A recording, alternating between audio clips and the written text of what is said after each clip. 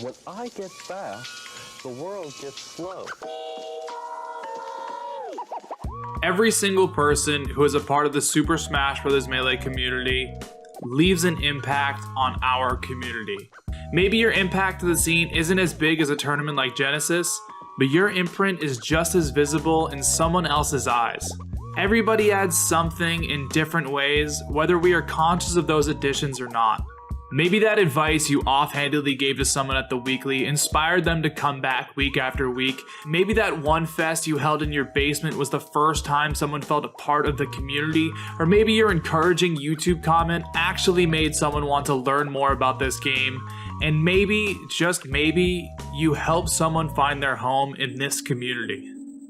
The 2-decade mark of grassroots Melee tournaments is right around the corner, and while things like Slippy have us look excitedly towards our future, we want to stare into the rearview mirror for a second and appreciate the legacy and birth of the things that have been completely ingrained in our community.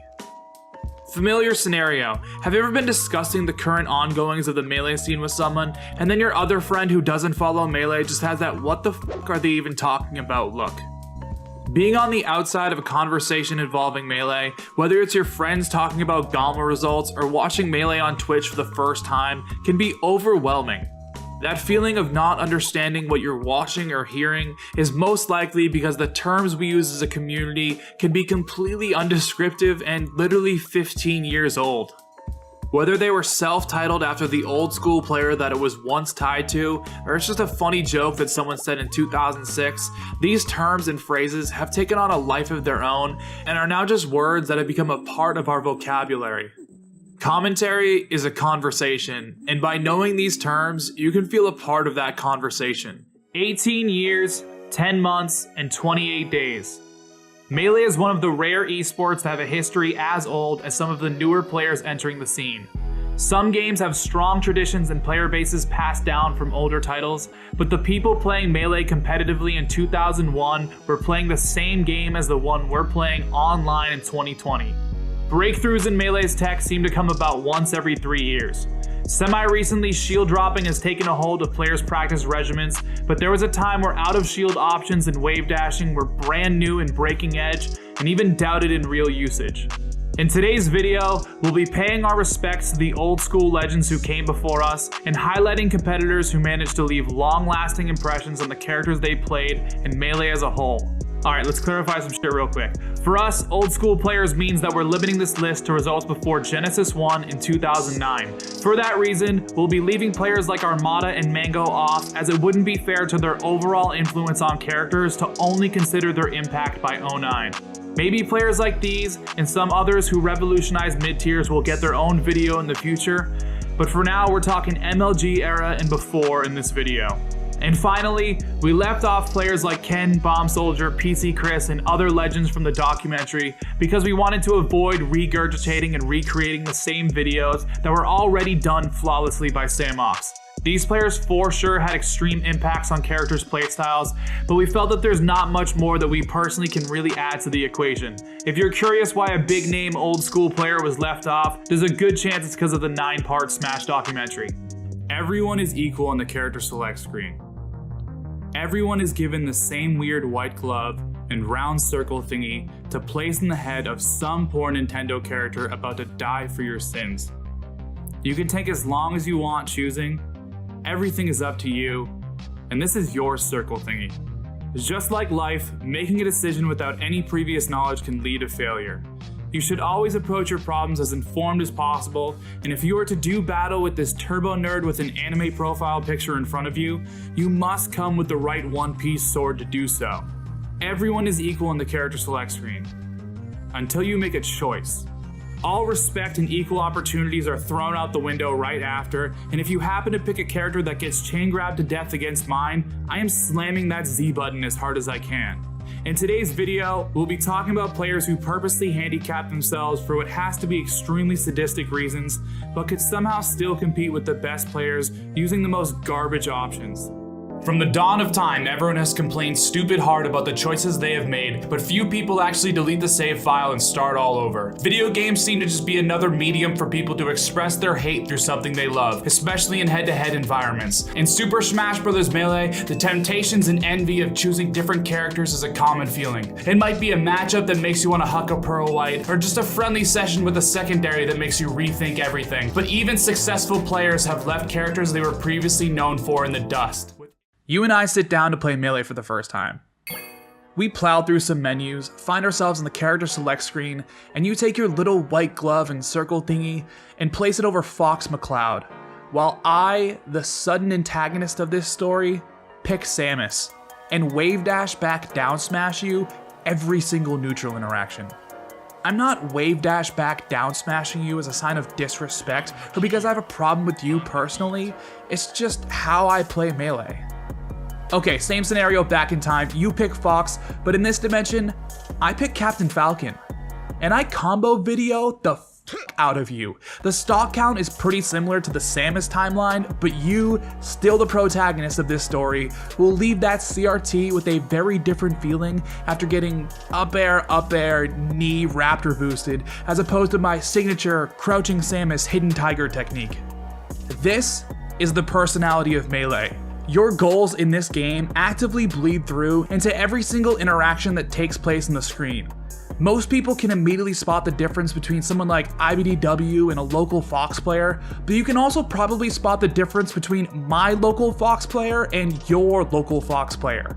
A tournament set can have two very distinct in-game goals. The fact that you always go for up throw triple shine near the ledge, or your patented stomp in neutral technique, or your forever building drive to show the strength of Roy's down smash for absolutely no good reason. Whatever it is, how you play this game is different from how I play this game. Today we'll be talking about these different vibes of Melee, and specifically highlighting Melee personalities that turned into Melee's personality. No longer are these phrases just something that one group said when reflecting on a friend's gameplay. These are now globally recognized sayings in this community that will forever have someone's tag and legacy of a player attached to it. Here's a probably familiar scenario. You're hanging out with a friend. This friend is a great friend. This is someone who you can talk to about anything, has always had your back for as long as you've known them, and might even be your best friend in the whole wide world. But there is a disconnect.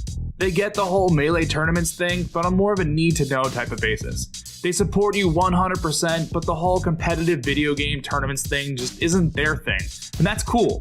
You both have different interests and can appreciate each other's interests equally. But then enters the acquaintance. A friend of a friend, that person you had a brief 3-line conversation with at a party 2 years ago. Your shared conversations are limited, but existent. Somehow in conversation between the three of you, the whole Smash thing gets mentioned, and the acquaintance's eyes light up, and you hear the godforsaken words, "Bro, I can totally destroy you in Smash."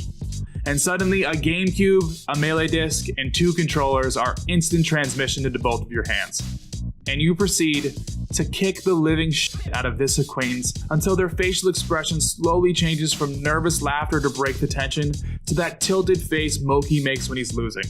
No matter if you're an 0-2er at the local or you're someone who's placed well at a major, you will destroy them with any character you so please. After a friendly session equivalent to Muhammad Ali throwing haymakers at a random person on the street, there's a good chance the acquaintance will refer to a mainstream moment in Melee. This could be something like Wombo Combo or the documentary, or seeing Mango in a Clint Stevens video, or mentioning some famous esports guy who's been spotted in front of a CRT. In this video, we'll be highlighting our favorite times where Melee was able to reach an audience much wider than just the people involved, creating moments like, why the fuck is Hungrybox in the news right now? As weird or unreal as some of these moments can be, we like to believe that these do lead into a deeper point, but we'll touch on that in a little bit. Why do you play Melee? Is it because of the adrenaline that comes with a Game 5 set? Or is it because down airing someone with Falco feels dope? Or maybe it's the drive to push the meta in new interesting directions? Or maybe it's because you desperately want to be the best in your state? Or it's because you're trying to make a combo video out of everyone you play? Or is it because there's someone you have to beat? Or is it deeper than that? Does the word Melee inspire a feeling inside of you that you just can't put into words? It's like a video game. but it's also the shared experience felt throughout every person at the Tuesday night weekly. It's the reason you purchased a plane ticket to travel across the world multiple times. It's this fucking indescribable feeling of being at home no matter where you are, while also being everything you've trained for previously. Sure, yeah, Melee is a video game, but Melee is also our friend group, our motivation to craft our skills, and provides multiple notes on our professional resume. At some point, throughout the course of entering and becoming a member of the scene, something happens. It might be 5 minutes into your first tournament, it might be the 4th or 5th weekly you go to, or it might be doom scrolling on Twitter with nothing but bad intentions, but there's a point where you realize, shit, I like these people. I like coming to this venue not just because Melee is the best video game in the world, but because these people are actually cool. This community is centered around one of the most fun and original fighting games that just so happened to have been released 20 years ago, but the legendary players who have graced this scene are just as tied to it as Fox McCloud is. At some point throughout your long journey in this community, you will find a group of friends who you like hanging out with just as much as you like playing Melee with, and that feeling wrapped up in a bow is Melee crews. Crews have been found throughout every single era that Melee has lived through, and crew names have consistently echoed off the walls of local Melee venues everywhere.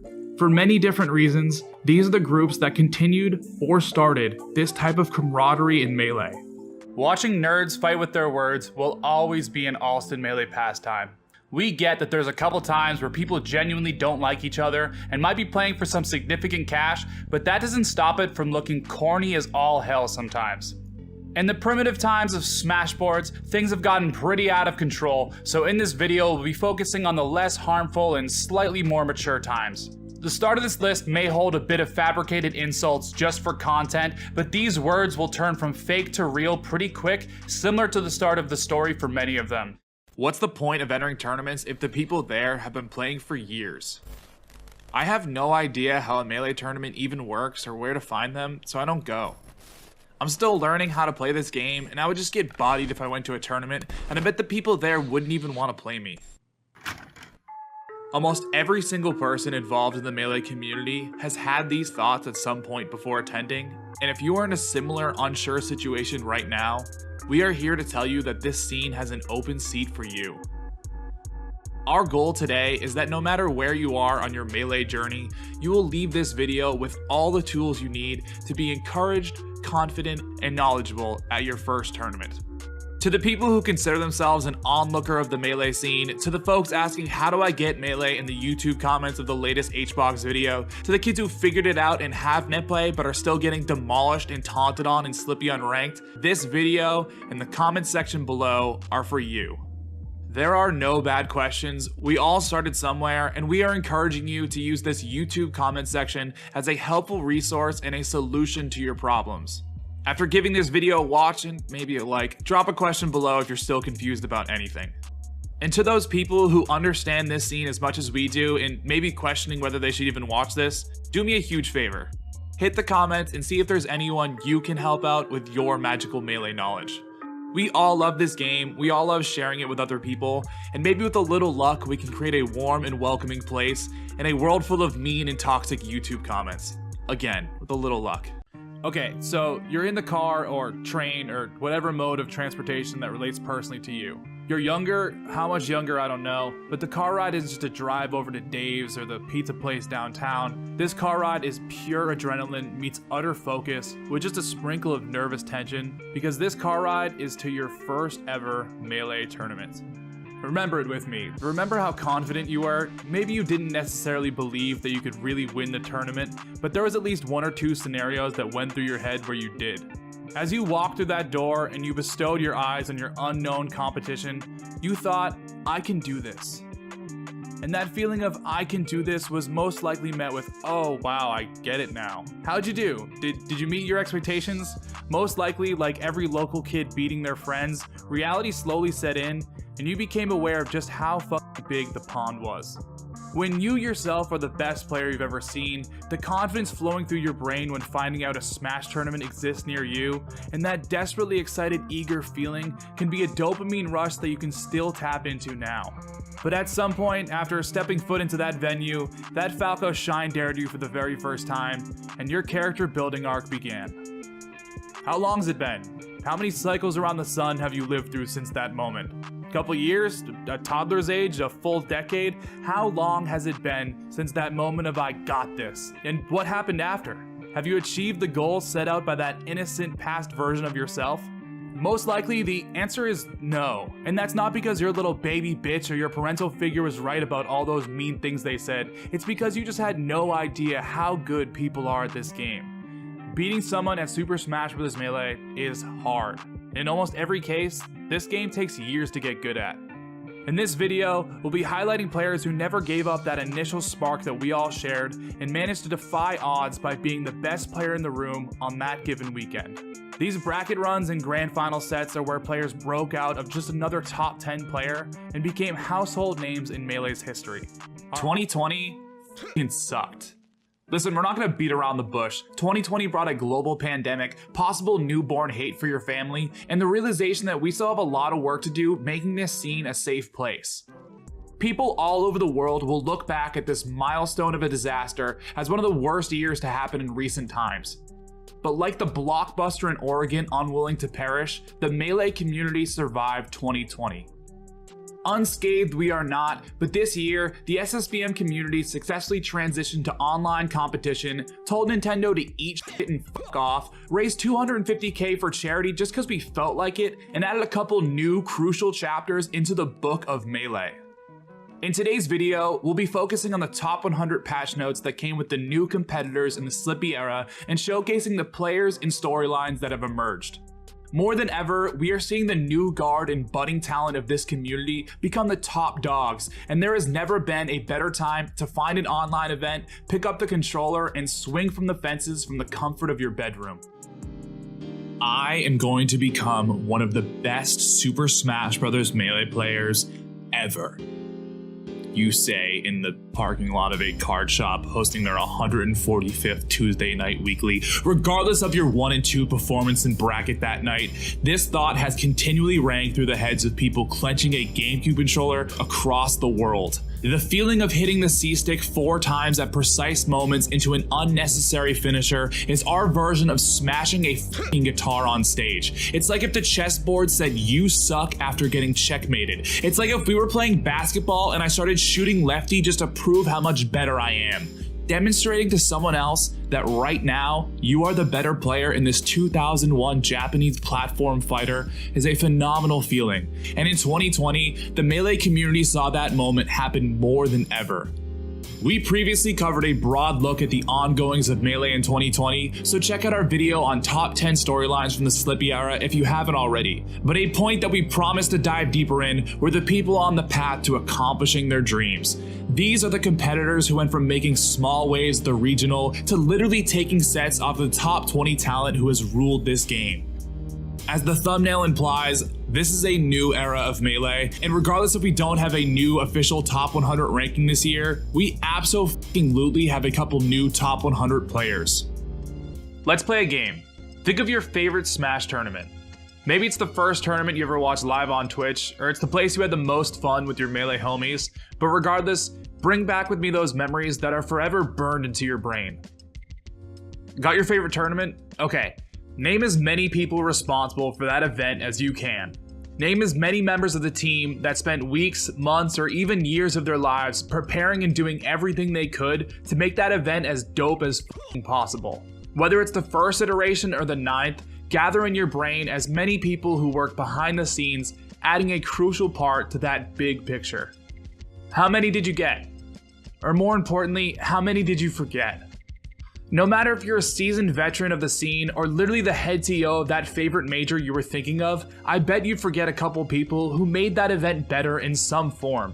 Whether it's the people selling art as you walk inside, the unpaid volunteer who set up 26 CRTs, or the people moderating the Twitch chat attempting to make this community welcoming on all sides, it takes a full team and then a full volunteer team to make these tournaments the spectacle that they are today, and our channel is built on giving those people the spotlight that they deserve. In today's video, we'll be highlighting the people who played a part in this scene who might not always get the full recognition for the things that they've done, not just at the major behind the scenes, but also the people who played a part in making this scene accessible for everyone. Coming on to 2 decades of do-it-yourself Melee, there are countless moving parts that can be taken for granted, and this list could never be truly limited to 10 people, but we will rely on you to give praise to the people who helped shape the reason that you play Melee today. Join us as we spin you a tale of the wonderful world of 2007. Innocence and endorphins are flowing through the brains of any human playing Halo 3's campaign for the first time, and although we can't play What I've Done by Linkin Park, we can play the music video Flipped, Distorted, and Stretched, and honestly, that probably paints the picture better. 2007 was one of the best years for video game releases ever, had some incredible movies, TV shows, and music throughout, but you know what else 2007 had? Fucking Beyblades, bro. Beyblades are dope. I honestly don't know what the script says right now, but I can assure you that this commercial is so sick. Anyway, so Bladebreakers were a New England crew in 2007, inspired by a fictional group in the Beyblade TV show of the same name. While the Bladebreakers' inception would be as simple as Boxman, an old school player from Maine, making a fire Smashboards post that included a couple friends, the Bladebreakers would expand wide beyond Maine's local scene. With the crew catching fire in the Beyblades of any of the current top New England players, a couple Mass Madnesses later, the Bladebreakers were a worldwide affair. Going from players like Dark, Dudusai, Zoso, and MDZ to Cactuar, Court, PC Chris, and Mango, the Bladebreakers, while kind of being a total meme, might just be the most stacked crew on this video. And the entire point, the call to action for this crew, the reason why Mass Madness's top 8 is completely made up of people who call themselves Bladebreakers, truly was the fact that by joining this crew, you got a really dope custom-made Smashboards banner. And those banners are just as badass now as they were in 08. While unfortunately most of the OG banners made by Boxman aren't around anymore, a couple of the updated ones made by Dazwa, an OG member, are still floating around. The Bladebreakers would end off with over 40 members, consisting of some of the strongest Melee players and established community members around, and eventually soft disbanded around 2010 and put down their Beyblades. This unbelievably stacked crew may have been fully formed around nothing but a funny joke, but never forget, when you love something as much as blading, nothing else seems to matter. Pipsqueak was last ranked the #1 player in Stockholm, Sweden, and managed to hold on to that #1 rank for a few years, with the caveat that this list is an obvious #0.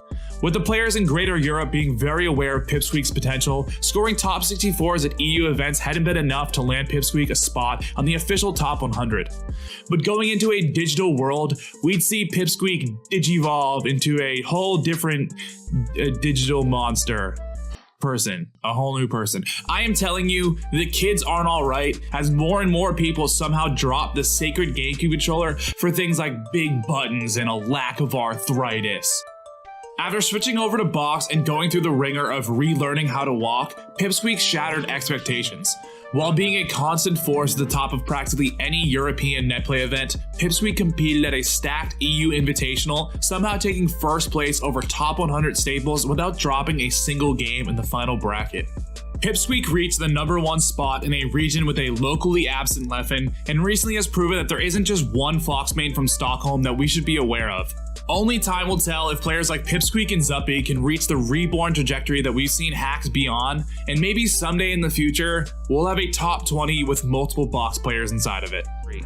By 2010, the random Falco player from North Carolina was now that dude who somehow beat HBox at Herb 3 to defend his home turf with a really bad tag. Dr. PP headed into the extremely stacked ROM 3, most likely somewhere around this seed base in the bracket. But it's worth noting that because top 64 is based on pools, there were scenarios where highly ranked competitors squared off early. In winners quarters, PP faced J-Man, the NYC favorite who was just coming off of hot placements in 09, but within 7 minutes start to finish, Dr. PP was standing up with thoughts of preparation for winter semis. On the other side of bracket, first seed and contender for best in the world, Mango was clearly not trying his hardest, losing to Kirby Kaze with his Falcon. Dr. PP was set up for his best tournament run ever, having Kirby Kaze, a Sheik player he felt confident against, into Mutaking, a player he didn't feel so confident against. But if there was ever a time, it was this one. But then Kirby Kaze kinda destroyed him. After having his easiest run to win the tournament taken away, when walking up to the setup to play Hungrybox, PP recalled being mad as hell that it wasn't to play Winners Finals, and took those frustrations out on the Puff main. While HBox was up in lifetime sets, the last couple had swung to PP, and this was clearly another one for the Falco. From this point on, PP really didn't have another contested set until the very end, defeating J-Man, who had literally just defeated half the fucking losers bracket after losing to PP. The rematch was just as bad. Getting his run back with Kirby Kaze, PP had his chance to repent for his sins, and did so by running over Kirby Kaze 3-1 in a similar fashion that he'd been run over earlier.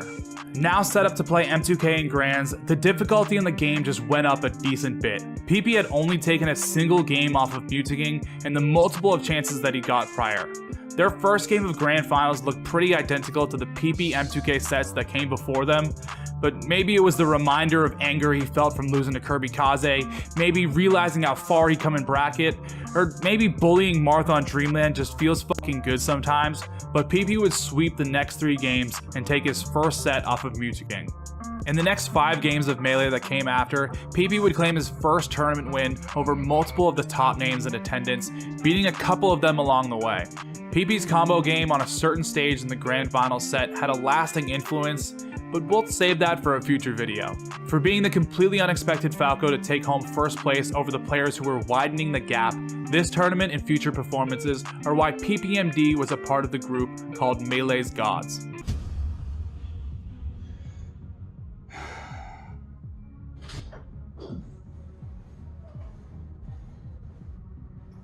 Are you winning, son? I just don't know how to make this funny. Why don't you just talk about mango? People love mango.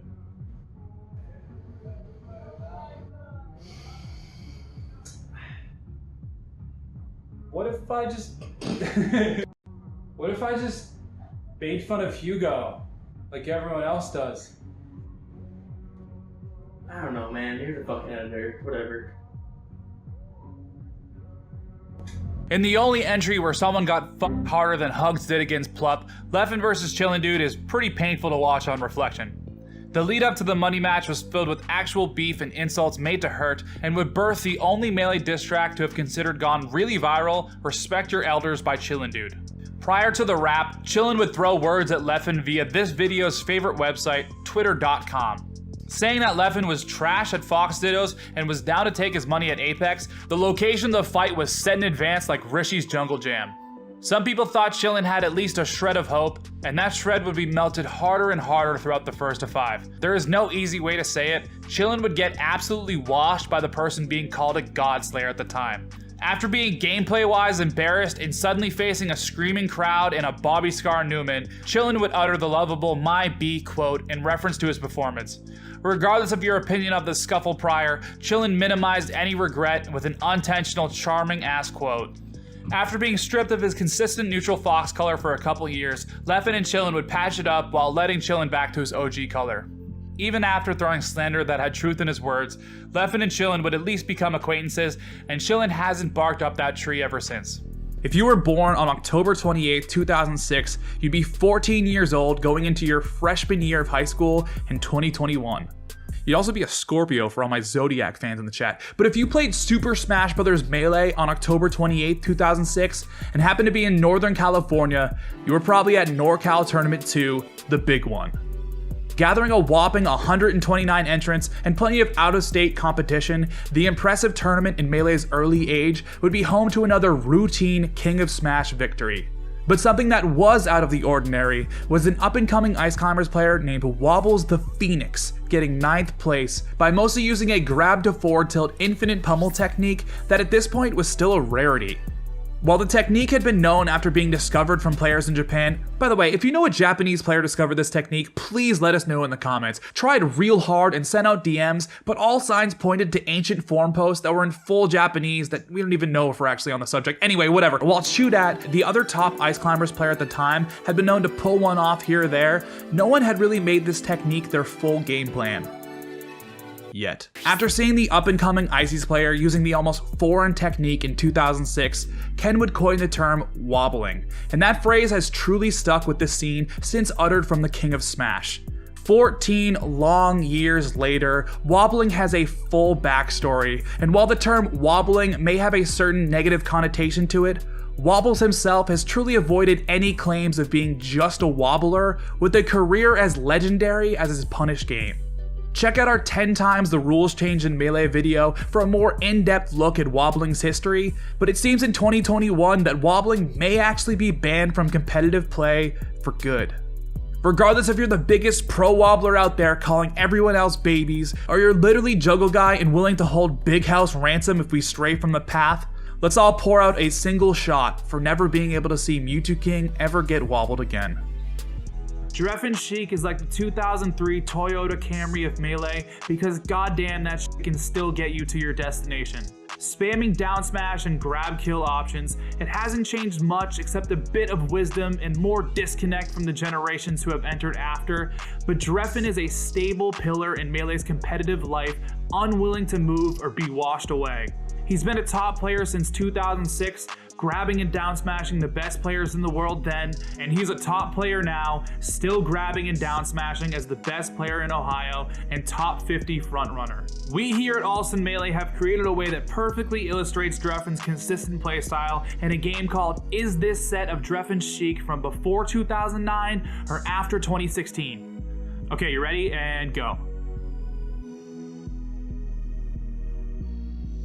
Okay, stop. Got your answer?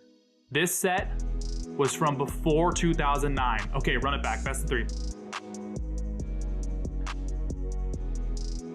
Stop. What do you think? What's your guess? Are you a 2-0 or an 0-2 or maybe a tie ball game type of person? This set was from before 2009. Okay, one more for the tiebreakers out there. Stop. This set was from after 2016. Thanks for playing Is This Set of Drefen Chic from before 2009 or after 2016. Post our set count in the comments, and if we won, you're legally obliged to subscribe. When us simpletons switch off our floaty main to a fast faller, we get 3-stocked, sometimes by a low tier.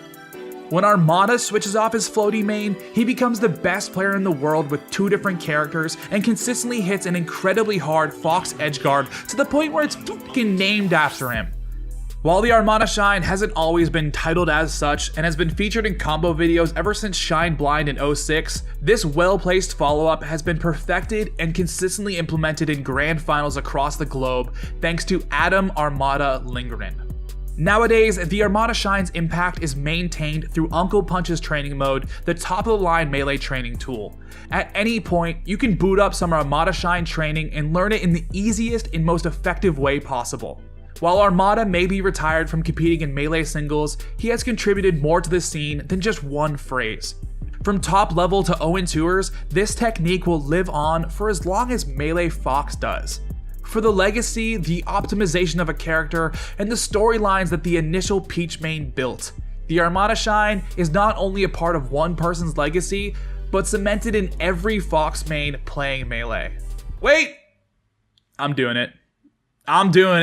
Did you know, Allston Melee viewer, that 41% of you have not hit our stupid red button? Come on, you're like a jillion hours into this. Look how easy it is. Boom, done before I finish a sentence. Look, now it's 42%. If you want to make it 43%, hit that button. It sends a little boost of serotonin into our brains. Ow. And if you already hit the button, bully your friends to do it. I feel like half this list might be, oh, this one time this guy thought this Puff player was really lame and didn't like him in real life because of it. And for this entry, Fohibro will be playing the part of dude who thought the Puff player was lame. Okay, we're not gonna pretend like we know the full extent of both these players' backstories, and honestly, we're pretty sure we never heard of either of them until they showed how much they hated each other through their gameplay. But the fact that we heard about these players because of their beef has gotta mean something for this entry. When Fohibro and Chango went up to the Battle of BC3 stage to play for 7th place, we're not sure if they knew the vibe straight off, but by 40 seconds into the best of 5, the tone was set. The full match is over 33 minutes long, has probably 5 minutes worth of time where no one touches their controller, and features all 7 stages of grief. Chango would end up victorious at the end of 5 games, but at what cost? The set would spark a conversation about the stalling rule in Melee's rule set, as there's been a rule in place forever, but it's rarely used and is pretty much up in the air in terms of clarity. We're not sure how much the two have bad blood to this day, but we'd probably sadistically pay Twitch dollars to see a rematch. Okay, you got the stuff. Now what the f do I do with this stuff? You learn. There are different parts of starting out in Melee. You could be coming back after a long hiatus, played casually forever but are finally committing, coming from a different game competitively, or a wide range of other possibilities. But something that benefits literally everyone is knowing how to find the answers to your questions. Want to learn how to wave dash, or maybe how to download a software that helps you train wave dashing, or just how to not get absolutely bodied in the Falcon Sheik matchup? YouTube, Google, and even Smashboards are your friend. Nowadays, it's easier than ever to find the answers to your questions to get better at this game, and whether you're figuring out how to shine at a shield against Peach, or just the very basics of dash dancing, there's an informative video or a full detailed post for you to learn from. You know what none of these other crews have? White Castle.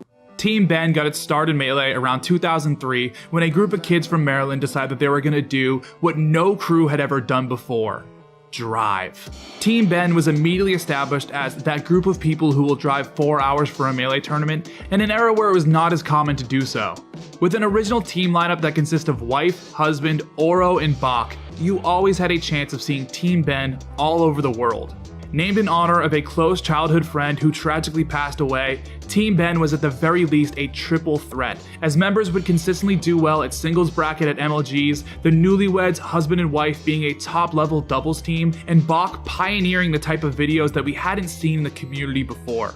From 2005 to 2007, Husband would travel and attend every event possible, and would consistently be found in the top half of the biggest tournaments to ever happen in the golden age of Melee. Wife, having similarly impressive and constant high-placing performances at MLG events, would become a B-list Smash celebrity because of his incredible storytelling ability shown in the Smash documentary and the book Team Ben, A Year as a Professional Gamer. We've covered Bach previously in our 10 Unsung Heroes of the SSBM community vid, but Bach's footage were so many people's initial look into this community, and the first time you got to see what the people dominating tournaments were actually like in real life. Over the years, Team Ben would feature and eventually remove members that were strongly tied to other crews, and might have even had a rivalry with a couple future crews that are coming up on this list. Notably grabbing a White Castle sponsor during their peak of their travel, and shortly featuring Neo, a legendary low-tier player, Team Ben's place in Melee crews is undeniable, not just because of their tournament placements, but because of what they accomplished in this community. With Bach's videos still playing a huge part in being able to put a picture to these old school events, and being a talented commentator you can see featured at any major level event today, Team Ben is a couple of accomplished and talented high school friends from Maryland, who just so happen to be some of the most crucial people involved in the golden age of Melee. We ranked this previously random Minnesotian Sheik so highly on our list because we really believe that Ben's recent rise has told the story of a world where even with only online Melee, you can still become a top player through nothing but slippy results. Even though Ben has been around on the Minnesota Power Rankings as early as an HM in 2017, in regards of how they could stack up at a Melee major, Ben, just 16 at the time, really only had the opportunity to ever do so at Smash and Splash 4 and 5. After taking the #1 spot in Minnesota in 2019, and with very limited results at national level tournaments, Ben, now with 2 more years under the belt, entered the Slippy era suddenly with the ability to constantly register for events with top 100 talent. With the rise of online play, Ben's tournament results immediately filled with all of the experience they were missing, as even months prior to SCL starting, Ben had well over 50 tournament performances at regional and major online events. Now with the never-ending tournament registrations we've seen coming from Ben's Smash GG account, those missing top 100 wins were all accounted for now. Drefen, Cobalt, Magi, Ginger, Nun, S2J, practically everyone on this list, and many other previously ranked top 100 have all taken L's and possibly complained about Ben's internet even before the SCLs and LACS3's peak of last year. Ben's bracket runs nowadays have been filled with things like 5th at an LACS Week 2 qualifier beating Gatsu, Reeve, and Lucky, 1st at a Garbage Connection 36 over fucking S2J and Westballs twice, beating IBDW Sheik secondary 1 week, then beating his Fox the next, multiple wins over the proclaimed secondaries that Zayn has put in front of them, and has added players like Toussaint, Rishi, Fat Goku, and PPU to their laundry list of good wins. We honestly have no fucking idea what the top 64 of the first safe and real in-person majors will look like. Players like Ben have become someone that we're expecting to do well, and the players who have been treating this as a complete offseason are in for a fucking whirlwind when they return, and Ben Sheik will be right there to greet them. Wizrobe started his place in the Melee scene on a note that might be familiar or completely drastic to your own. When attending major Smash events, Wizrobe would hunt down his favorite top players for their autograph, storing all of his written signatures on a Smash notebook. Finally getting his most sought after scribble from his favorite player of all time, Isaiah, a Captain Falcon legend was unknowingly signing the notebook of a boy who was going to join that legend status. At Smash and Splash 5, over 800 people tried to sign up and win Melee singles. This list included pretty much everyone who plays Melee in the Midwest, plenty of the names in the top 50 range, and 4 out of 4 of the top 5 who weren't retired. After winning his pool, Wizrobe's round 1 in top 64 would be far from routine, going to game 5 with Spark, who wasn't nearly as recognized as he is today. Wizrobe's next match in bracket would be the Falcon that is consistently compared to him, but only as his antithesis, the always down to throw a set for some nutty shit, Nun. Wizrobe, Nun, and S2J have all been thought of as the top 3 Falcons, and at this time, the thought of Captain Falcon winning a major was a conversation only reserved for Smash content trying to clickbait their viewers. A decade-long joke of Falcon winning a major was exactly what it was being set up as, a joke. But what was a joke to some was a career-long and constant proving point for others. Being the 6th seed overall, Wizrobe defeated Leffen, AMSA, and most unthinkable of all, Hungrybox twice, only dropping 1 game per set to become the first Captain Falcon player to ever win a super major. Defeating the number 1 and number 3 players according to the top 100, you can feel the crowd start to understand the reality whenever the camera pans over to them. While he notably dodged Mango, who he'd struggled with, Wizrobe proved that Captain Falcon has the tools possible to win the tournament in the hands of the right player on the right day. Wizrobe went from getting signatures from the Falcon players he wanted to be like, to literally doing what those players thought was unthinkable with the character. Why? Why would you, when seeing a list of characters, able to frame one shine or flow cancel aerial or even f***ing infinitely wobble someone, why would you pick Kirby on this screen?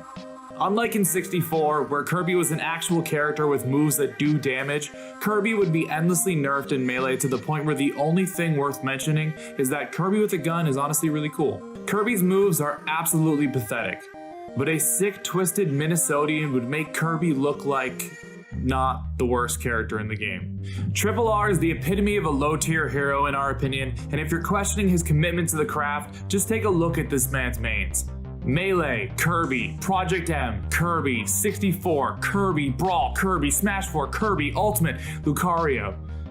Just kidding, Kirby. This man lives, breathes, and sleeps Kirby and seemingly wants nothing more than to ruin the days of the players at the local around him. Triple R has been a staple of his region's tournaments, tormenting many players who scream internally at the idea of having to actually learn the Kirby matchup. Stating that the only reason he played the character was to push himself with the worst possible options, Triple R does not think Kirby is one of the worst characters in the game. While you might think differently, you don't main a character that can suplex slam someone from the top rope, so shut up. Triple R, like many of the low-tier heroes mentioned beside him, would retire from the game, and again with all the low-tier mains, it's hard to blame him. Maybe it was all the agony he ensued around the Minnesota area, but since his 7th place finish at Kings of the North 5, he's yet to enter another event. Triple R is honestly one of our favorite low tiers to watch, and again, Kirby with a gun is really cool. PC drop sounds like a Halo 2 movement technique. PC drop sounds like the thing that makes your gamer computer run at optimal speeds. PC drop sounds like the ending trick at the Battle of Barracks Championships rounds. PC drop sounds cool. And what a fitting name for a cool player. PC drop is the act of quickly grabbing a ledge via the momentum of your turnaround frames when walking. Basically, walk, walk, turn around. What is the script?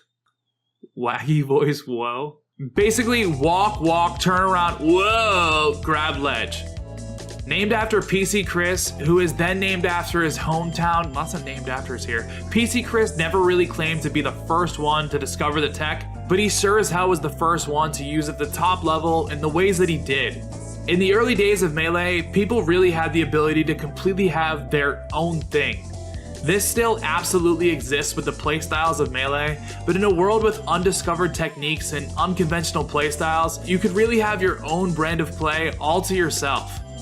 In early 2006 to 2007, PC Chris used the PC drop so much that other players definitely took note. While the tech will be forever tied to the player, it was starting to be learned and implemented by not only PC Chris. PC drop is still to this day considered an optimal way to grab the ledge, and is practically a staple to learn with certain characters in this game. While the idea of players creating their own branded techniques may seem like something reserved for only 2006 Melee, this still absolutely exists throughout local scenes, even if they're not as well known as PC drop. Every local region has these players that completely have their own brand of Melee. That one Sheik that down smashes you over and over again, that one Puff player that rolls out on you off stage, that one Fox that can triple shine your shield but still run into every single one of Peach's down smashes. These players have signature moves that help give local scenes its personality and depth, and moves like PC drop are the highest level of that feeling and carrying on someone else's legacy through your own play. July 10th, 2005, South Bend, Indiana. After months of excitement brewing on Smashboards about the tournament that was about to come, attendees would wake up in scattered parts of northern Indiana for the biggest Melee event to ever happen at the time. FC3, hosted by Ship of Fools, would be crowned the best tournament ever, and after a shot in the dark request on the TO side, it would become home to one of the most legendary crew battles to ever happen in Melee. With crews representation fielding teams for the Midwest, South, East, and West regions of the US, and some of the strongest players around for each crew, there was a score to settle at FC3. In an era where pride really meant everything, the East Coast would show drastic improvement from the last time a similar cruise event took place, and shockingly defeat the West Coast crew in finals to prove themselves as the best region in the world. The 10 members who were part of the East Coast crew were compiled from some of the best players from multiple fabled crews. While the previously talked about Team Ben was also on the roster, the Ninja Turtles, an OG mass crew that is unfortunately snubbed from this list, also played a huge part in the East Coast success, with both Crazy Jones and Hayato overperforming. With Ninja Turtles soon establishing themselves as New England's real crew, with other acclaimed players such as Unknown Force and the legendary Korean DJ, Ninja Turtles was absolutely a formidable crew. But a couple other East Coast crews would be the one to mainly fill up these spots, one of those being number 6, H2IL. H2IL are one of the most unforgettable groups of Melee players to ever call themselves a crew. Team Haha You Lose out of Maryland was one of the main forces behind the East Coast win at FC3, taking 15 stocks with only 3 members, closed out by Azin putting the nail in the coffin for the West Coast crew. While Chillin Dude 829, Shootat, and Azin's legacy will never be forgotten because of things like the Smash documentary, and all 3 players would take first place finishes at different MLG events, we wanted to shine a light on the not so talked about members of H2IL. Andin is one of the pioneers of Jigglypuff's game plan and Melee's grassroots conception. Being able to perform similar rest combos in 2002 as the ones kids on NetPlay are screaming about today, Andin would help popularize rest setups along with a couple other Puff players we might get to know later. Andin was known as being Azin's original practice partner and someone routinely found in grand finals of tournaments that old school players call old school tournaments. Continuing with Chinesa, also known as Chainsaw Travis or just Travis, this legendary member of the Melee community is one of the most overlooked members of H2IL. Being one of the only members to be added after 2002, Travis has still been around for a minute. Top 8ing at both Bomb and Pound's first iteration, Pound 1 would see a top 8 with only Team Ben and H2IL members. Travis also gets major credit for being the person who created and hosted the first Pound tournament, a series crucial in Melee's lifetime and is still going strong today. Travis would go on to be a top force in East Coast Brawl tournaments, and besides Chillin and Chew, is one of the most active members to this day. With showings like top 64 in Melee at SmashCon 2016 and 33rd at DreamHack Atlanta 2018, members of this crew have made it far in Melee brackets for almost 20 years. The tournament performances from final members J-Tanic and Mild Sauce would be few and far between in the golden age of Melee, and practically non-existent in the current age, but for being members of this legendary crew, they no doubt deserve the mention. H2IL had an era ruling over Melee singles and doubles brackets alike at a crucial time in Melee's life, and at any tournament, you could expect the top 3 members of this crew to place top 3 at the tournament. But although their star stories are illustrious, they weren't the only members there for the full ride. H2IL, with their stories preserved through the Smash documentary, has continued to inspire many people to join this community. January 19th, 2018. You've awoken from your totally comfortable sleep after sleeping on that weird sofa chair thingy that can be found in every hotel as a bed, and your Smash GG hoodie as a blanket. And as your eyes meet the Oakland sun for the first time, you realize that your friend is already awake. Probably because the floor is less comfortable than your chair thingy. As you and your friends start shooting the shit, the people who paid more than $60 for this hotel room slowly start to wake up from their actual beds, and you and your friends start discussing about what could happen in the top 64 of Genesis 5. Ryan is going through all the scenarios where Mango beats Armada in Grands, Ted wants Leffen to destroy everyone, and Mike says, you know guys, I'm feeling a Plup win. After Mike makes the blasphemous claim about Plup taking the tournament, he's immediately met with every argument and everyone politely explaining how there is no way that Plup can beat the top 3 players in the world right now. One day later, after both parties had sent a top 50 Samus player of their own to loser's bracket, Plup and Mango will play in a winner's quarters match that has been heavily in Mango's favor previously. Ryan is very happy. A back and forth Sheik Falco set goes to Game 5 on the Genesis stream, and Plup manages to beat Mango to make top 8 winner's side. Ryan is sad. Throughout the rest of the day, top 64 bracket finishes up, and within a few hours we have our top 8 ready to roll in the Paramount Theater the following night. One day later, Armada and Plup walk on stage and sit down at mirrored CRT setups to play their side of winner semis. Even though Armada has recently shown that he's beatable to someone who isn't Hungrybox, this is Genesis, and Armada is Genesis. Every single Genesis 5 storyline that was talked about and theorized prior involved Armada in some grand and overarching way, but not a single one of those predictions, not even Mike's, involved Plup 3-0ing Armada. 2.5 hours later, when HBox and Plup walked off the stage after Winners Finals, the crowd was booming with energy in ways that make us adore Melee tournaments, but that crowd had a reason for screaming. Sure, they were screaming for Plup's 3-1 win over HBox and the hope for Plup to take this legendary tournament, but they were screaming for something else. The echo of the Paramount Theater crowd came from that part inside your heart where you remember your first tournament experience. The place where the inner monologue of the main character comes from, the fucking reason you give the $10 to the TO every week. That crowd was screaming not only to live vicariously through Plup's accomplishments, but as a shared group experience of you fucking got this.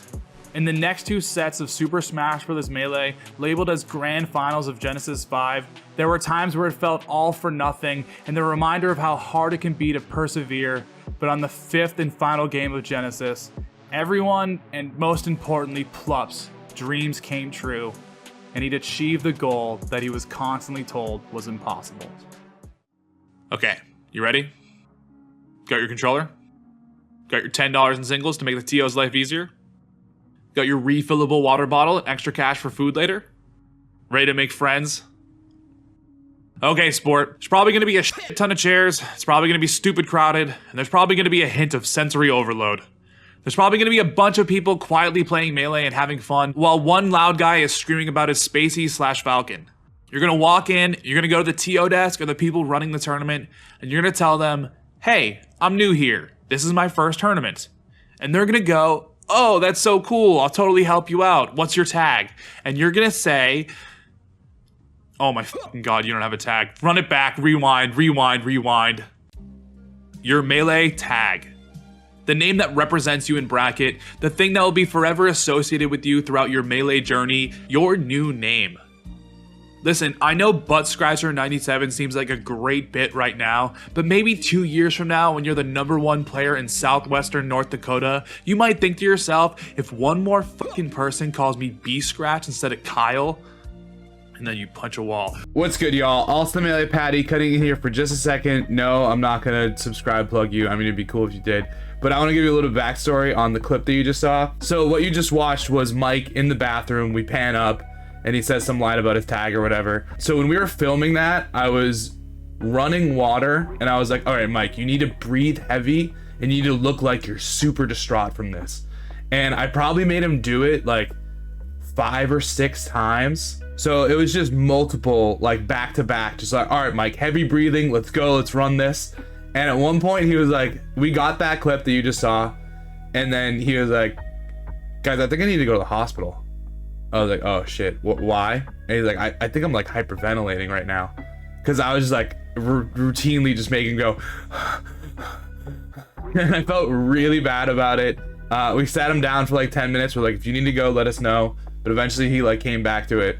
And yeah, I just wanted to give you a little bit of backstory on that one time that I almost killed Mike for a funny shot. Back to the video. 2 years from now, when you're the #1 player in southwestern North Dakota, you might think to yourself, if one more fucking person calls me B-Scratch instead of Kyle, and then you punch a wall. Whatever tag you fall on will become ingrained in your personal journey, and I'm sure you can think of something better than Dr. PP. Allston Melee viewer, for the first time in Allston Melee history, I can't do this. Don't worry, I'm not gonna get all like super goddamn serious or fucking ad product placement to you. We just can't reasonably put either of these players not in the #1 slot. So for the first time in history, except that one time a long time ago where we accidentally put 2 players in the #4 slot, we're sending a big f you to the #2 and just throwing 2 people in our top slot because they goddamn deserve it. So without further ado, our #1 unranked player, Aklo and LSD.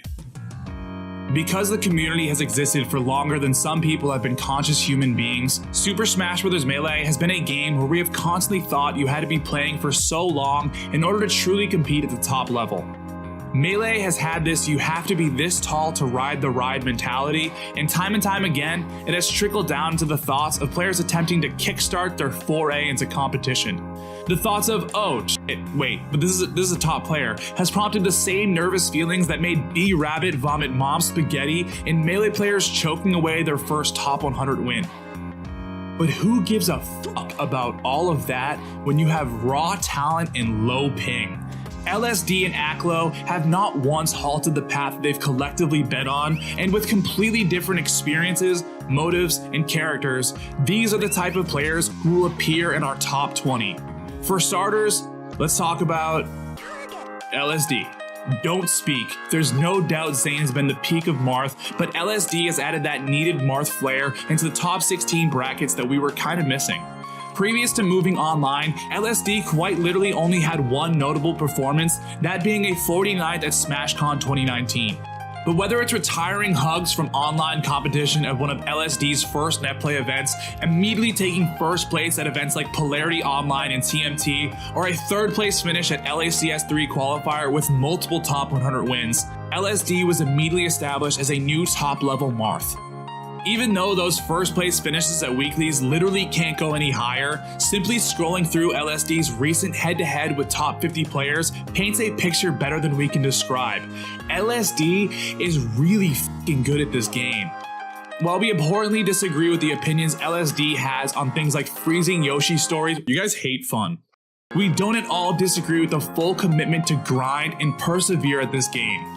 LSD did not simply just fucking wake up and start swinging the C-stick at Rona Rumble and grab a win over Hungrybox. They've been uncle punching out their gosh darn gourd and constantly playing great players.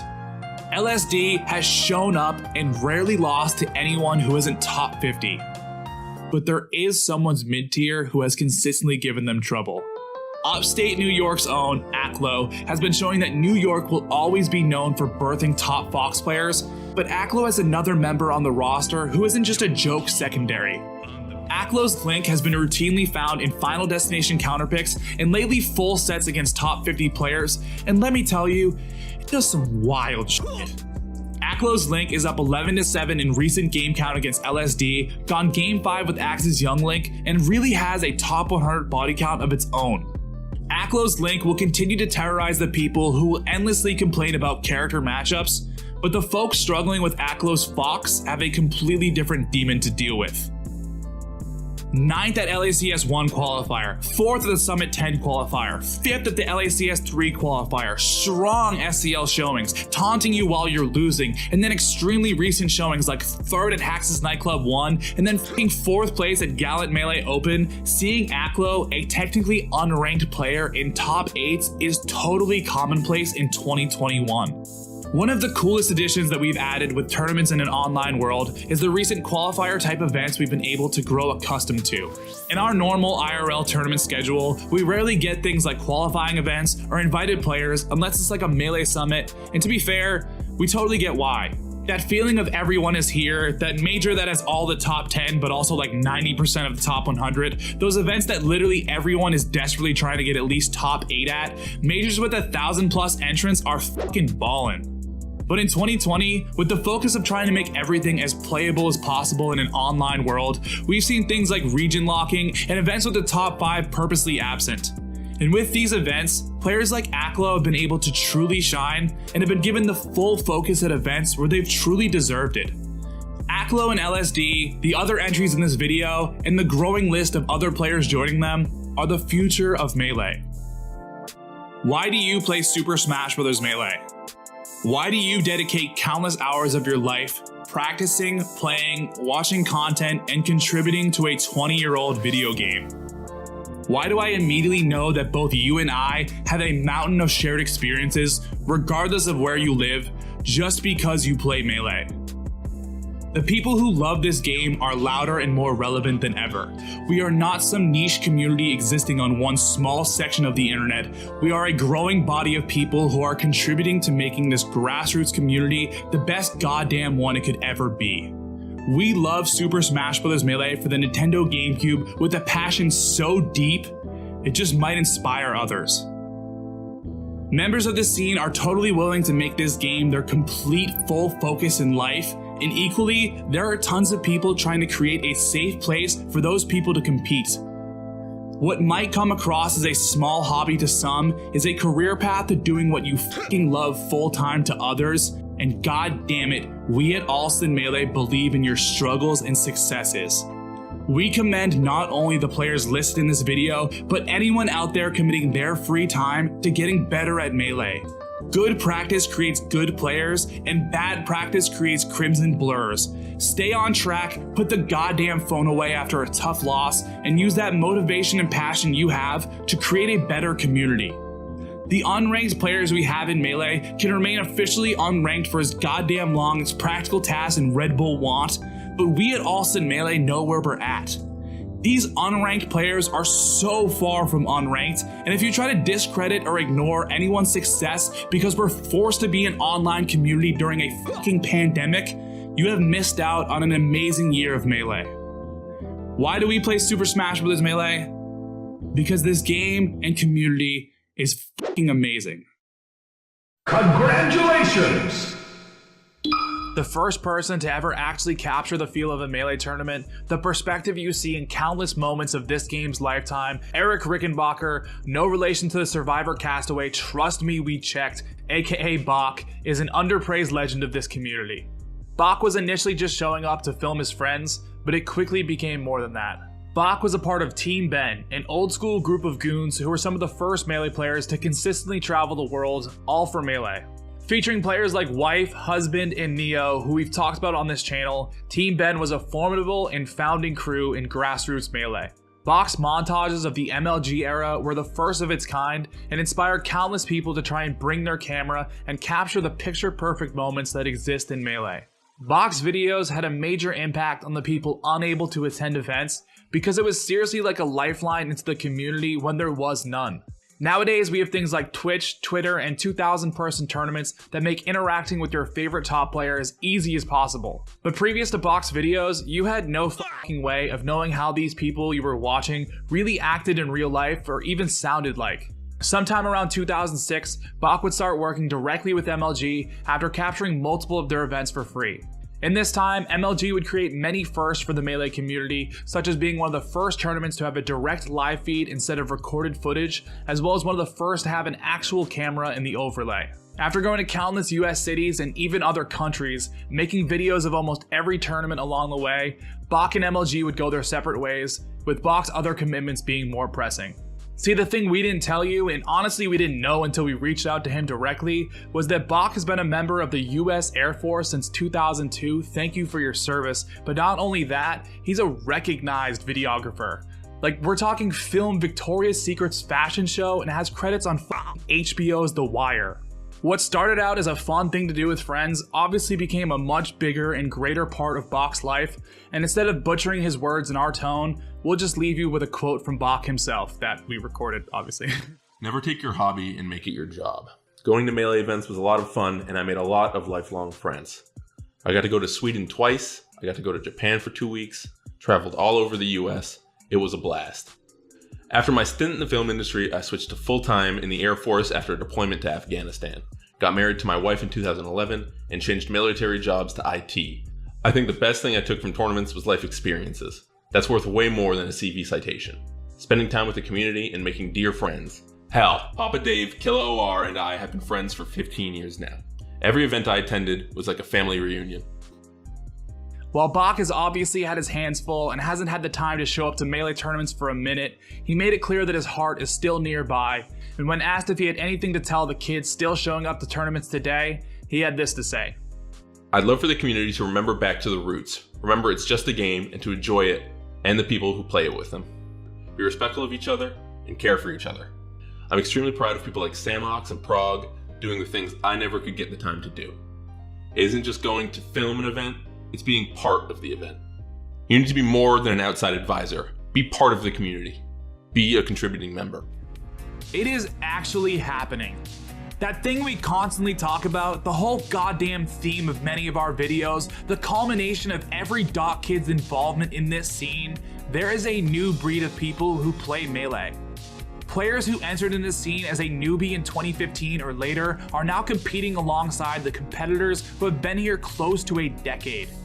For the full duration of this year, at different times, we've seen previously unknown names pull off extreme upsets that have somehow turned into common occurrences for them. This year alone, unranked competitors have accomplished insane feats like Aklo, the new NYC Fox, getting snubbed from a Summit 10 spot, then beating all 3 players invited over him back to back to fucking back. LSD having a top 100 body count that looks the same as any top 30 talent, but is still technically ranked the 2nd best player in South Carolina. Zuppy and Pipsqueak opening the door for Box Fox everywhere. Ben, a Midwest Sheik, repeatedly pulling upsets in many of the countless brackets they've entered. Bones showing that even if you started playing in 05, you can have your big break 15 years later. Kuyashi and 404 Craig going from regional heroes to worldwide phenomenons. Beezim and Whiskers proving that there is more to Yoshi than just AMSA. Android Zero, Bab activated, and SFOP creating fucking combo videos out of top 100 players, or the countless other new competitors that have become commonplace. We adore this new era of Melee and embrace the future top 100. Not only have the unranked players become firmly ingrained in this community, we've seen the players near the bottom of last year's rankings be performing at a much higher level. Players like Sunsei, Magi, Fat Goku, and more have completely transformed from hidden bosses to the top talent of Melee. The players mentioned in this entry are completely inspiring, and if you'd like to see a deep dive on 10 unranked players, maybe the Melee Tooth Fairy will leave something in your YouTube notifications sometime soon. These people quite literally use the new tools we have like Uncle Punch and constant tournament exposure to become some of the biggest threats that exist in our scene. If you were a dedicated Melee fan waking up from a 2-year coma, you would have no fucking idea about any of the tags being used. And even if you woke up from a 6-month coma, good luck, because you still have no fucking idea what has happened, because the come-ups of these players have happened quicker than ever, right in front of our eyes. These are the players that were once called the ones to look out for. These are the players that are now found in top 32 of any major. These are the players who will be ranked top 20 in the world as soon as we finally make the fucking list. These are the new players of Melee. And with 3 stocks to 1, it's looking like Mango's gonna JV his round 1 pools opponent. You can already hear the crowd belligerent with JV, JV, JV. Now let's see if you can make it happen. But what is it, a JV? What is any of this? Who are any of you? Wake up.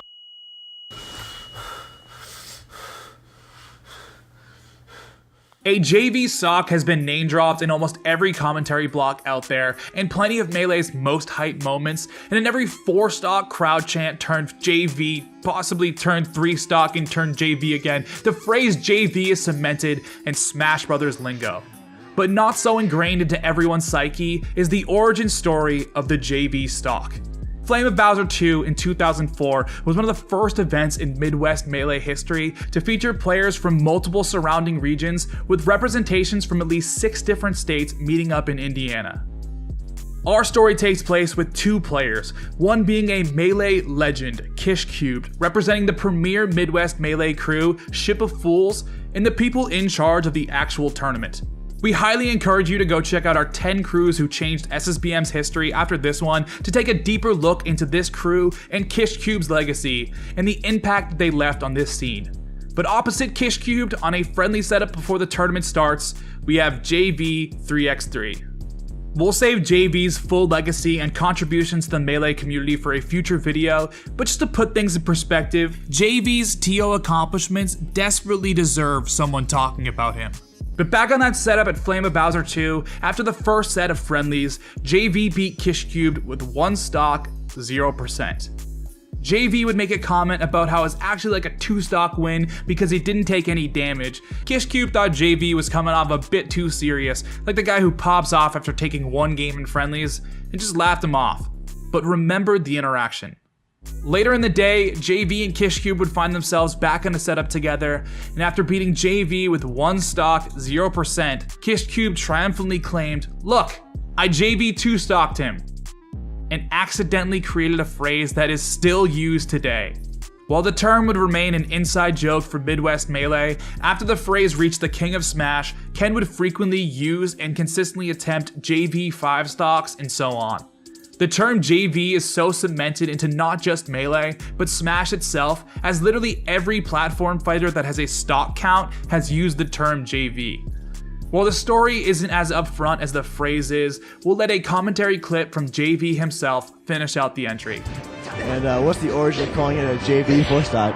It was kind of funny. I actually made it up at a Smash Fest, and we started making fun of someone when you got 4 stocked, but you only had 3, but you were at 0, so you still counted it. And it started doing it at tournaments, and people started saying it. And next thing you know, Ken's at FC, and I hear him yelling, "I just got a JV 4 stock." So it's definitely adopted a global meaning, something like No Johns, and it's just something that's evolved within the Smash community. Do you know who this is? Did you know that a Roy was considered top 10, even number 6 in the world at one point? And we're not talking about on launch or at some GameStop in 2001. We're talking same era as the documentary, beating PC Chris and going head to head in grands with Ken. This is Neo, a Roy main who for some horrid reason has been kind of washed away with time from his lack of inclusion in the doc and shortage of videos of him actually playing. In 2005, MLG was set to feature their second Melee circuit, with everything starting and popping off in DC. Fuck the government aside, MLG DC was looking to be a stacked event featuring PC Chris, Ken, Isaiah, Chillin, Wes, Husband, and plenty of backup stars from the famous crews of back in the day. The first Melee tournament in MLG's new circuit would feature 90-something entrants and almost all of the current East Coast players aside from Azen. In winner's bracket of the tournament, the first seed and God of Mortals at the time, Ken, was playing our favorite low-tier player, Neo. Ken would Roy Ditto Neo because he honestly didn't love playing Marth on the Ditto or against Roy at the time, and maybe out of a bit of confidence against the still pretty random Roy player. Ken, the fucking king of Smash, would lose to Neo 3-1, and Neo would tear through his bracket after. But unfortunately, due to so much of MLG's 2005 Melee documentation being lost, we can't show you a full video or even tell you his exact bracket run, and that is sadly true for a decent portion of his runs. At Neo's next MLG event in Philadelphia, he continued to blow the roof off the building, getting third to Chillin and PC Chris. Beating Azen in loser semis, the number 2 player in the world, his win over the best players would be again tarnished as Azen apparently played Link at the event. Then getting 9th at MLG Los Angeles and plenty of results at smaller events, in 2005, a Roy player was seriously in the conversation for some of the best players in the world.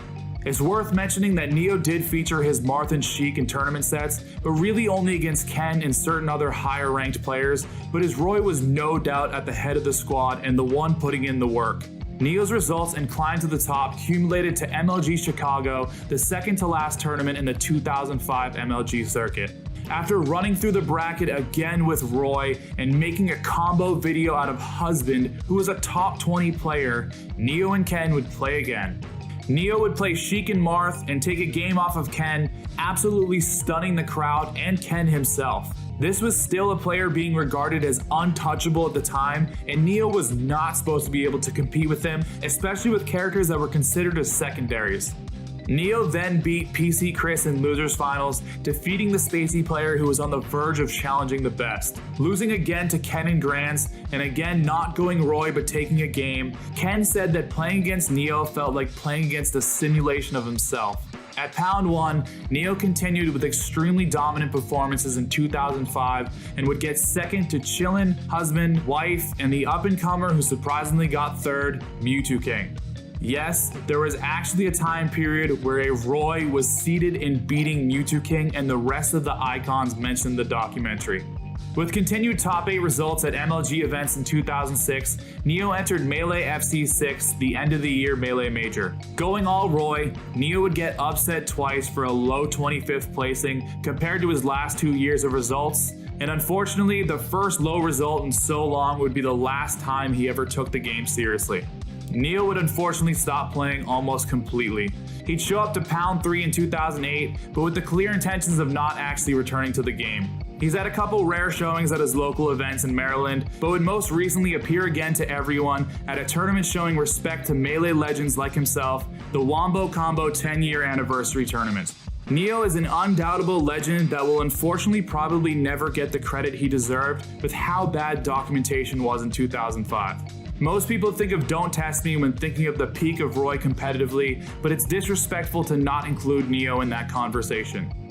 Neo, in our opinion, is the best low-tier player ever, and the least we can do at Allston Melee is educate you on the legend that has been forgotten. Tournament Go 6 may have invented a commonly used Falcon technique, but earlier Tournament Go's are credited with a much bigger and impactful Melee phrase.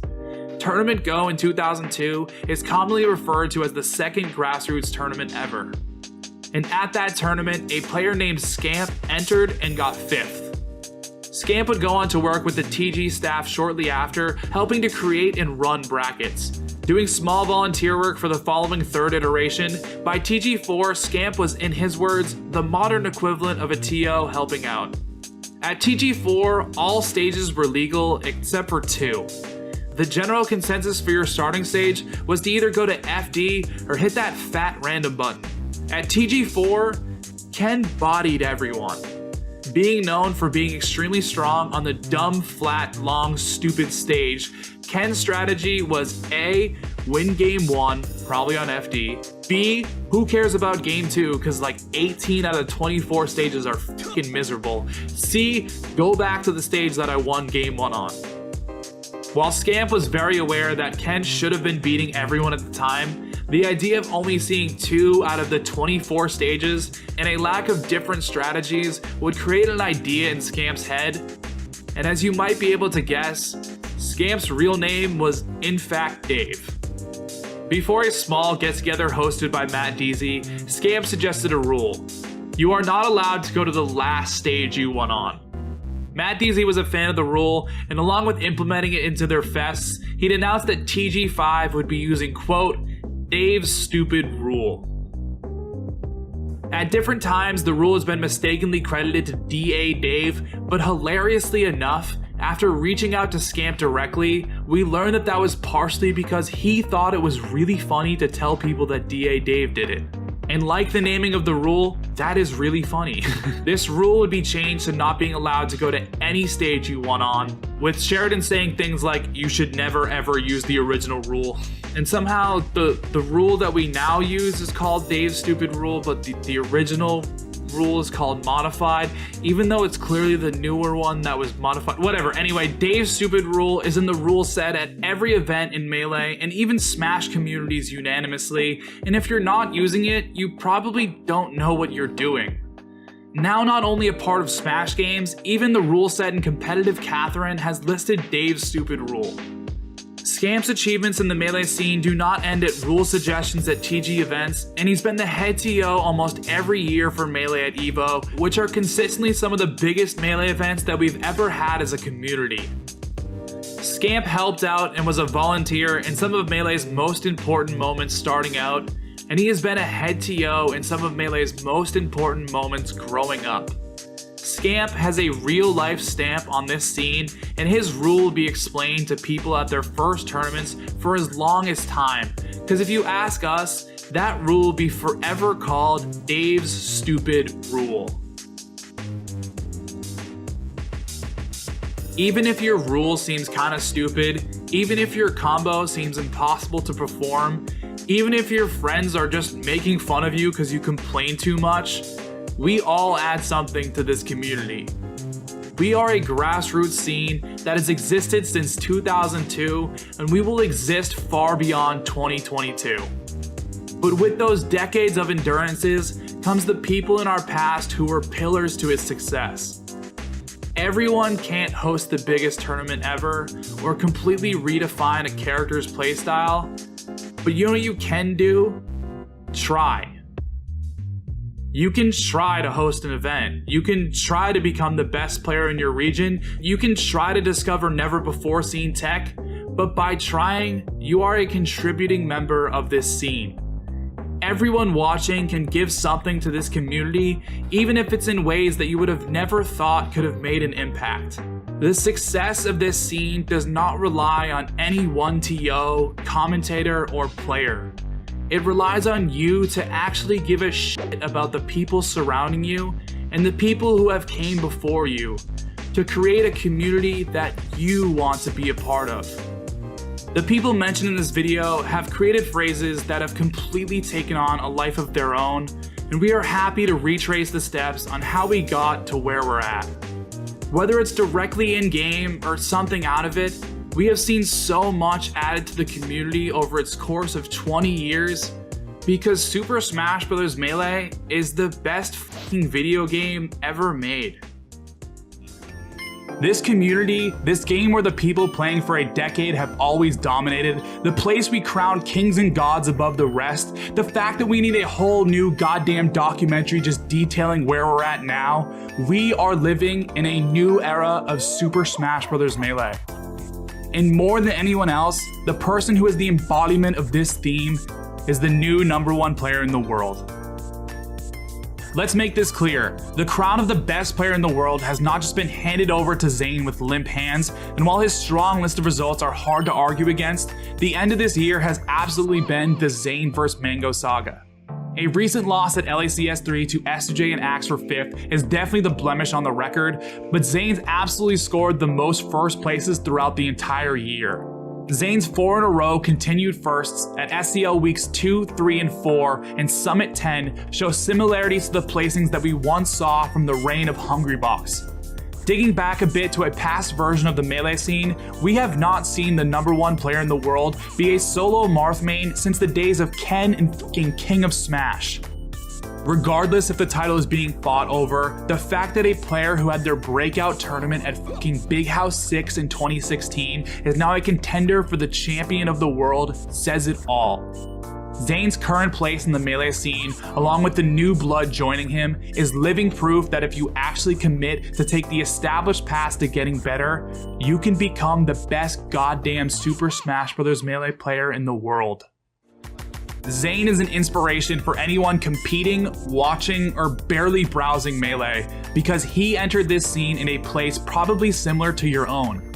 Zayn did not play Melee in the era of MLG sponsors, he wasn't making waves at the second Genesis, and he sure as hell wasn't competing in 2008. Zayn entered the scene when staple events were already on their 6th iteration, when tools like the 20XX hack pack were being used to improve, and when the players at the top were thought of as unbeatable. When Armada was the best in the world, it was all about being perfect. When Hungrybox was the best in the world, it was all about those last second Game 5 scenarios. But in the world we live in now, Zayn is the best Super Smash Bros. Melee competitor, and it's all about being a competitor. There are no sad tweets when he loses, there are no players who are not GG'd and cheered on for, and the bad days simply pinpoint the weaknesses that he will work on and improve. Zayn is one of the best role models this scene could have. Not only with the most ridiculous dare combos we have ever seen, but with a competitive mentality that might have just inspired many others to seriously step up their own game. We cannot wait to see what the future of this game holds. The once hometown heroes are now someone's favorite player and inspiration for playing, and you can become that person. You can use the same tools that these players did, join a community not so far off, and maybe by 2023 or whatever, you will be the new, previously unknown competitor battling it out with Zayn in grand finals. The storylines that we will etch into the legacy of Super Smash Bros. Melee community is so far from over, and we are ever so confident about our future for the upcoming years. 2020 is behind us. The worst years in our shared lifetime is fucking over, and congrats just for getting through it. But we as a community could not be stopped by a global pandemic and continue to provide the experience to anyone with a fucking laptop and a controller adapter. The Melee scene, more than ever, is the best place in the world, no matter where in the world you actually are. We have seen people's lives change for the better, crafted a legacy of their own that will be told for years after, and we became a better scene. No matter what punch is thrown at us, we will get back up 10 times stronger. For making 2020 a bearable existence, a big text congratulations and fireworks in the air for the SSBM grassroots scene, and thank you to all the people making this community, and the one that will be built upon it, a better place, and keeping it so fucking interesting every step of the way. To Melee in 2021, cheers. It is mind-boggling how many avenues a GameCube game has created. Do you think we started out thinking we were gonna become a fucking Melee YouTube channel? The fact that I can use Adobe Premiere is completely credited and inspired by only one small part of this scene that exists online. Your skills and the things that you're currently good at can apply and create new possibilities for you that are outside of this game. The Melee community has competitors with never-ending storylines, fairy tale stories of the players from the past, streamers constantly keeping us relevant, talented artists and photographers making us look dope, full-fledged production teams, technological masterminds, commentators giving a voice to broadcasts, teams of organizers creating the best weekends of our lives. But now, the Melee community has you. Maybe you're gonna write a fucking book about your amazing experiences. Maybe you're gonna edit and create the coolest combo video since PGH Carroll. Maybe you're gonna organize and create a tournament that will define your region. Or maybe you're gonna be a top 10 staple that will pwn Mewtwo King Sheik in 2024. Maybe you're gonna change this scene. But maybe it's not in the ways that you thought. Help create a better, bigger, and safer scene. Volunteer and ask if your local organizers need any help when setting up or taking down the venue. Use the knowledge you have to help guide others to the right resources. Complain about Sheik as much as you goddamn want, but take a second to actually learn something between those breaths. There is a home for you in this community, and I can't wait to be proud of the personal accomplishments and the world you build in the years that follow. You, my friend, are the new and future generation of Melee. You will create the new Scar jumps and the new Thunder's combos, and you will create the 5,000 entrant event in the place no one ever saw coming, and you will be the Melee community. Your journey starts here, and on behalf of everyone who has ever attended a tournament, welcome to the Super Smash Bros. Melee grassroots scene. Good luck.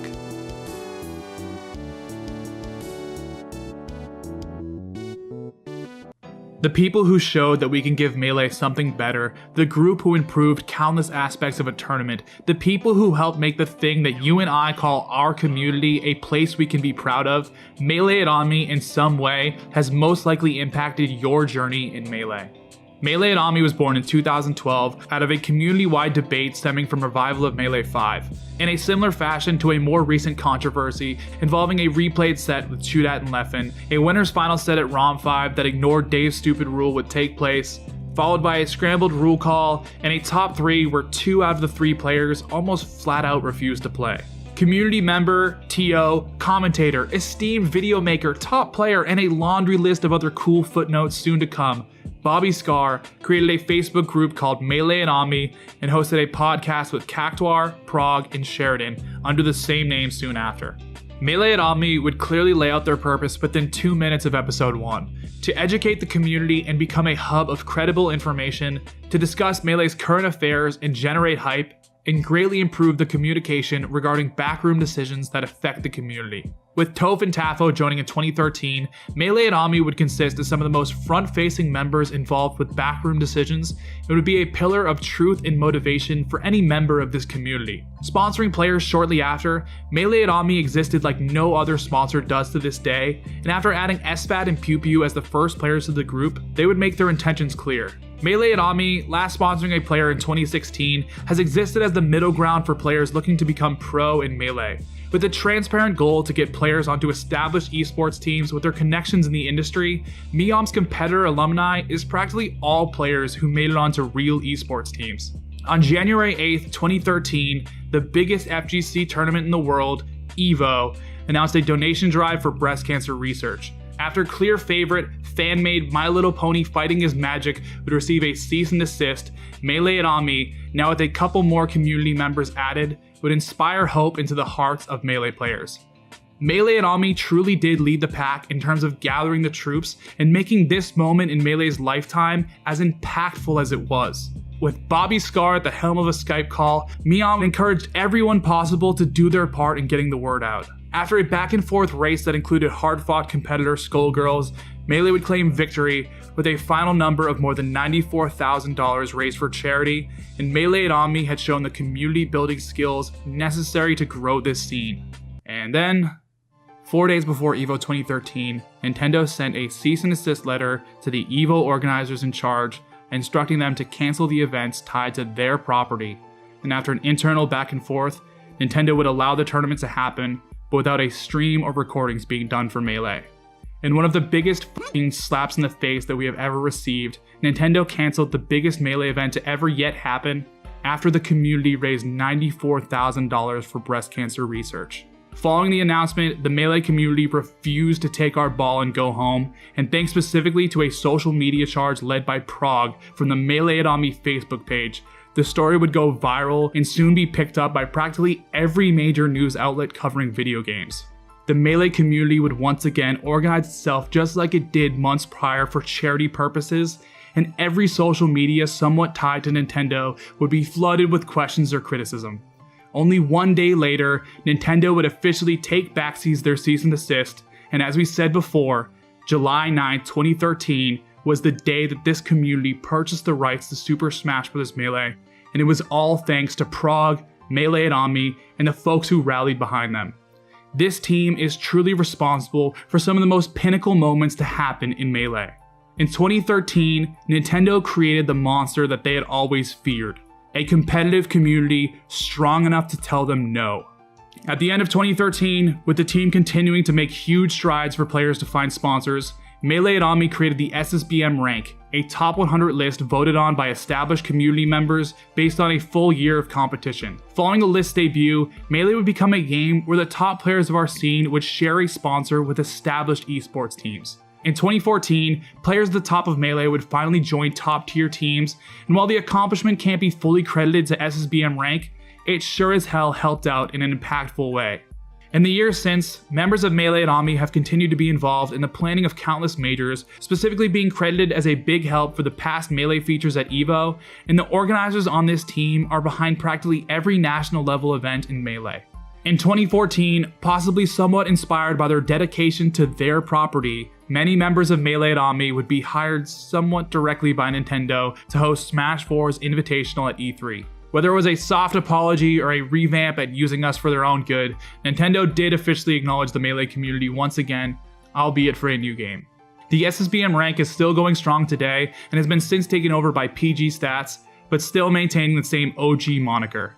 Pretty much all members of Melee and Omni have maintained their spots in this community and are some of the most influential people tied to it to this day. While the podcast no longer happens at the same frequency it used to, the gang would reunite for 5 days of Melee, in fitting fashion, after Big House received a cease and desist for their online event. The belief that you, person sitting behind this screen right now, can be a positive force and better this community is an ideal that Melee and Omni has inspired into countless members of this scene. I, person reading this script, would not be nearly the person that I am today without the help of MIOM member Matt.Zeb inspiring my path into esports and keeping Melee relevant every step of the way. And those same ideas were instilled into Matt with the help of people like Sheridan and Juggle Guy. While Ship of Fools set a bar yet unseen for what a welcoming community could look like, Melee and Omni would help make that a standard across the scene.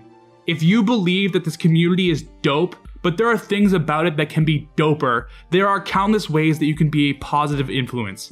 We hold Melee and Omni at the top of our crews list because they aren't just a group of people who has been extremely crucial in this community's life, but they have inspired this community to be better. Melee is a video game, but the Melee community is a shared experience. The feeling of walking into the venue and seeing the homies, the excitement of flying to a city you've never been to with your closest friends, the feeling of losing a close set that you really didn't want to, at least one of these moments just brought a visceral memory back into your brain. At some point, after joining this community, your Melee homies and your own friend groups become blurred, because you made genuine friends from Melee. Being in a crew can mean countless things for different people. Your crew could be your motivation to get better at this game. Your crew could be the people who you rely on when the going gets tough. Your crew could be the people who you want to change the world with. But if the top of the mountain isn't big enough for me and all my homies, I'm gonna have to find a different hill to die on. We all joined this community to play Melee, but we all found something else along the way. The crews mentioned in this video include some of the most impactful people to ever call themselves a member of the Melee community, and the very least we can do is share the stories that inspired us to get this far. Pound 3 losers run. I'm gonna stand up. Pound 3 losers run. The rest on Corneria. Genesis Grand Finals. First in the world, and then going Mario just to with people. Into Fox and Falco with a chance literally you, person watching this video, play Melee right now. Mango's switch from Puff to Space Animals is undoubtedly the #1 character switch on our list because he went from first in the world to first in the world with completely different characters. Although it did take a few years to reach that #1 spot again after dropping Puff, no one else can say that they were winning major events before and after fully switching mains except for Joseph Mango Marquez. Mango's losers run through Pound 3 holds up exceptionally well even to this day. His 10-set losers run through all of the best players in the world at that time will hopefully be conveyed through the words of grandfathers telling stories to their grandchildren, and damn it, we here at Allston Melee hope to be one of those grandparents. After helping redefine Puff's place in the tier list and showing an aggressive Puff playstyle that is still untapped to this very day, Mango started to play Falco because quote, people called me lame. He had beaten every top player with Puff and was now beating every player with Spaceys, and honestly, it's just blatantly clear to us that Mango should be #1 on this list. As a final victory lap to both this entry and the video, here's Mango f***ing up top ranks players to a slowed down version of All I Do Is Win, performed by T-Pain. All I do is win, win, win, no matter what. Got money on my mind, I can never get enough. And every time I step up in the building, everybody hands go up. And they say yeah, and they say yeah, and they say yeah. 'Cause all I do is win, win, win. And if you going in, put your hands in the air, make them say that. How far have you come? How far has Melee pushed you? Every single person enters this community with a very basic and similar goal: to beat other competitors and be recognized for it. But somewhere along the way, you realized what sweaty hands and tournament nerves really felt like, along with the realization of how deep and accomplished this scene is. There's a good chance that you haven't yet accomplished the goals that were set out by the past version of yourself, and that's fine. Because at the cost of losing your old ideas of confidence, your motivation and goals were rebuilt, and goddamn, I bet you made a couple friends that you still care about. The players in this video created storylines that are crucial to Melee's longevity because it showed the light at the end of the tunnel for any person trying their f***ing hardest at the local. Because most of these unexpected winners started out just like you did. While this scene may grow deeper and deeper, with new faces and new challenges along the way, there is hope if you try hard enough, and don't ever give up your Melee dreams. What's up, y'all? Allston Melee Patty here, and just wanted to say thank you for watching and supporting Allston Melee. We've been making top 10s officially since October 2020, and we hope to keep making top 10s until we're in the goddamn ground. Huge shout out to the patrons scrolling on the screen right now. They're really the reason that we can do this in the way that we do. If you want to go the extra distance and support us, go over to patreon.com/AllstonMelee, throw us a $5 and get access to a bunch of behind the scenes content. But if not, subscribing and sharing the video goes a long fucking way. Thank you, it's been a wonderful year, and thanks for being here with us for it. Peace out.